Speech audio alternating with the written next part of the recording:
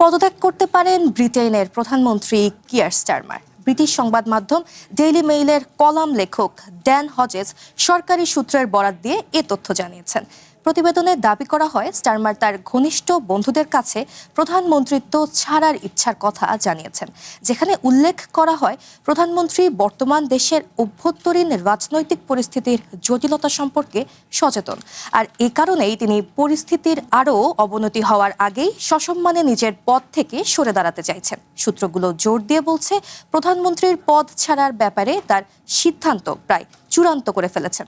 সম্প্রতি স্থানীয় নির্বাচনে স্টারমারের দল লেবার পার্টির ভরাডুবি এবং তার জনপ্রিয়তায় ব্যাপক ধসের পরই এমন খবর সামনে এলো। ব্রিটেনের গত 2 বছরের কম সময়ের ব্যবধানে আবারও রাজনৈতিক পট পরিবর্তনের এই গুঞ্জন নিয়ে লন্ডনের রাজনৈতিক অঙ্গনে ব্যাপক আলোচনা চলছে।